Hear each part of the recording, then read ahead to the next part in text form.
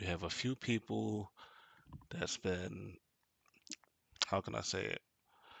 They've been out of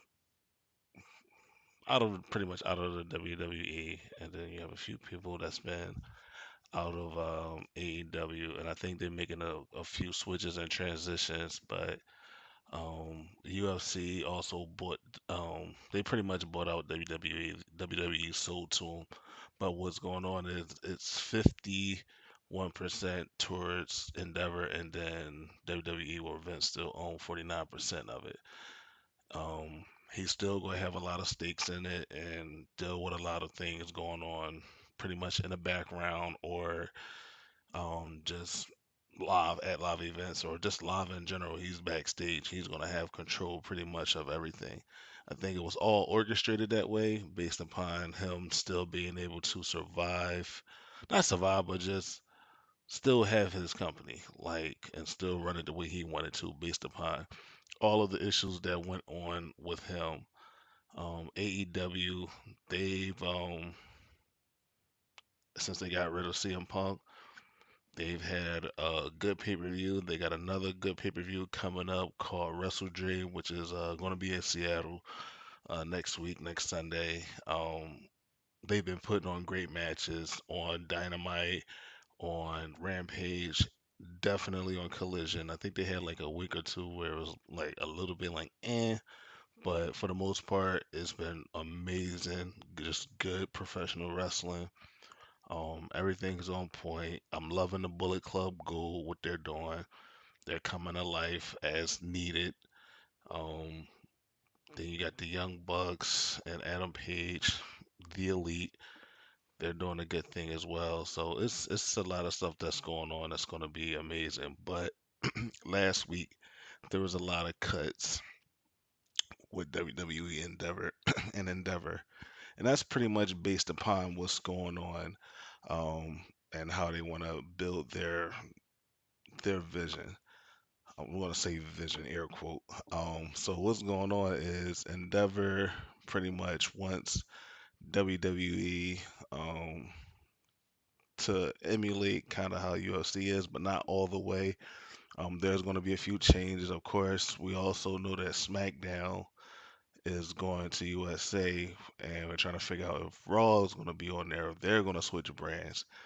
NXT is probably going to be in trouble, so I don't know if USA is going to run all three shows on their network. That's going to be a problem. Maybe somebody else will buy Raw out. I'm hoping it don't go to excuse me, Paramount or something like that, like they did before in the past, because it wasn't really a great thing, wasn't successful. Um, and pretty much after what 2 years or so, it felt like they switched. It felt like they like, all right, look, we bring the contract, let's go, and that's pretty much how it felt. So we'll see what happens this upcoming week, and see what goes on. We know it was Riddle he got released. We know Dolph Ziggler got released. Mustafa Ali got released. Um, Emma got released. Her boyfriend got released. There was a few other people that got released. Oh, Elias got released. Rick Boogs got released, and there was someone else, but it was a bunch of people that had. But Rick Boogs was the one that I was shocked over. Dolph Ziggler, he had his time. I think it was his time to just let it go. He got a good career in comedy.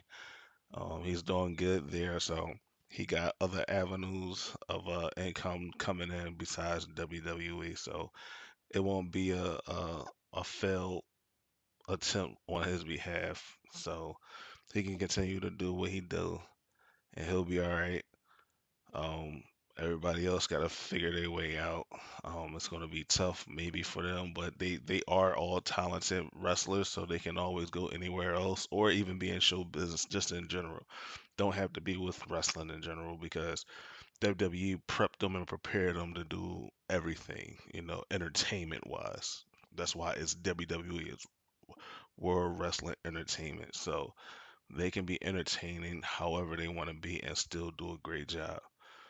The next thing I'll say is um, AEW. They have a point to prove.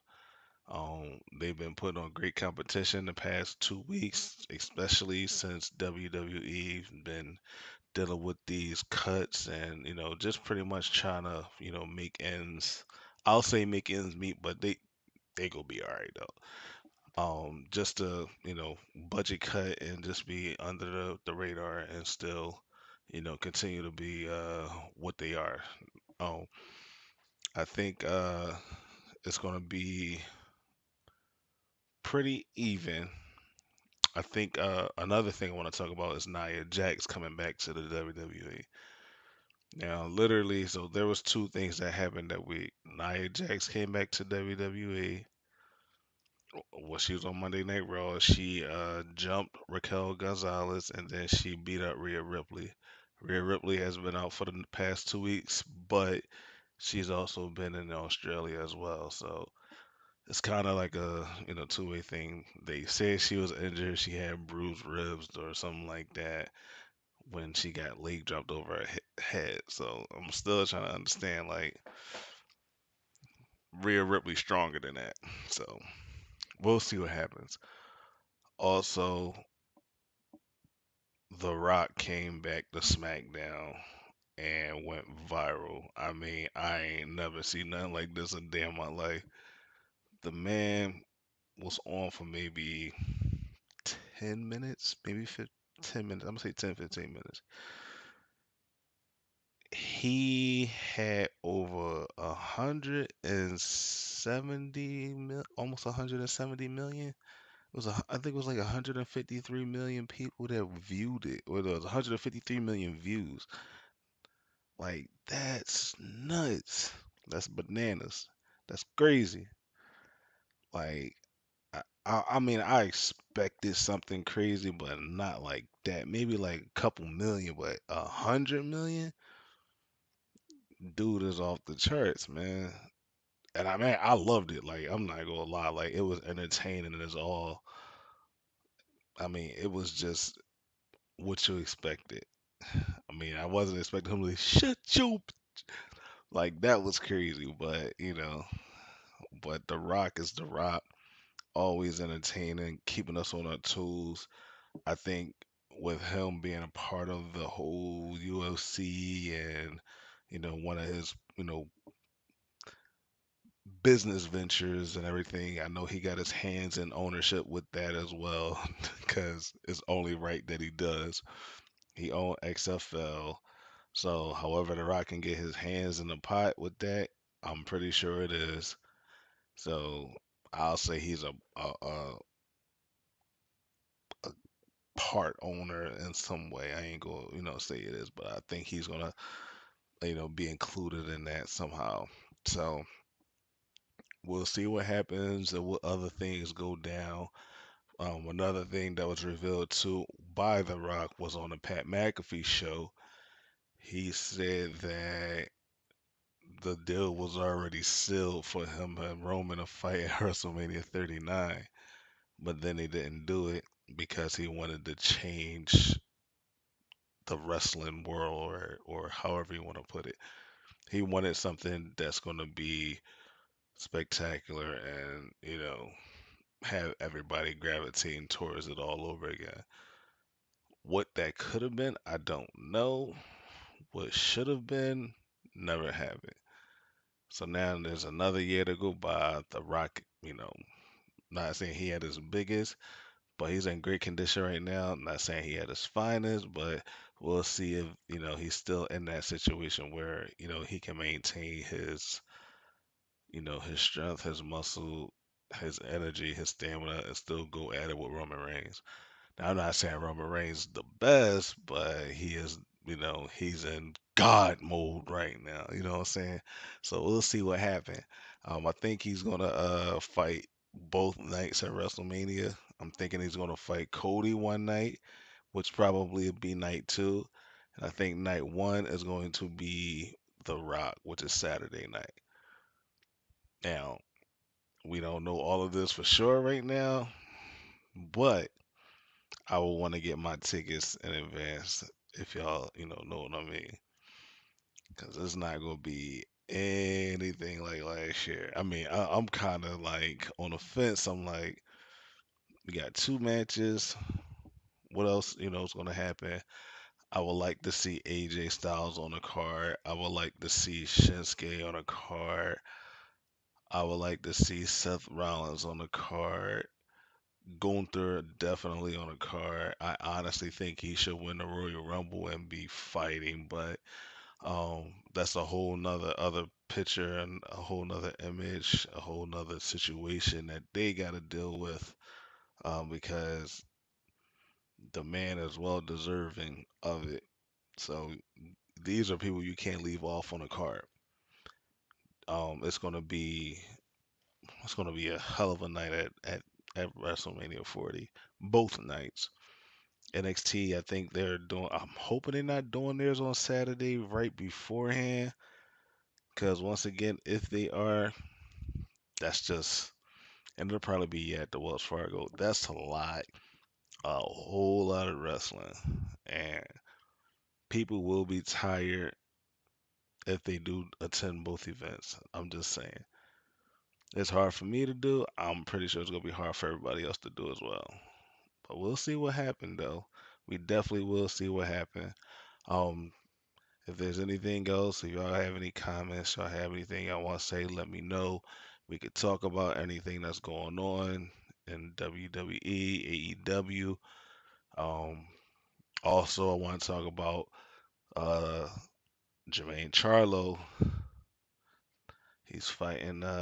I'm sorry, Jamel is fighting this weekend. Jamel is fighting Canelo Alvarez, and it's gonna be an interesting fight. We're gonna see if Melo do what he's supposed to do, but he went up a bunch of weight classes. That's all I'm saying, man. That's a lot. There's very few people that can pull it off, and against a dominant fighter at that.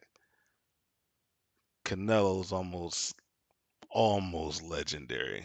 I'll say that much. He got a nice bunch of wins under his belt, but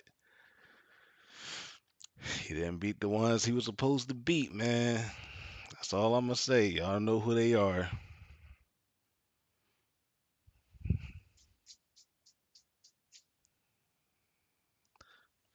TMT, man, and Bivol. So he got two fights he needed to redeem himself on.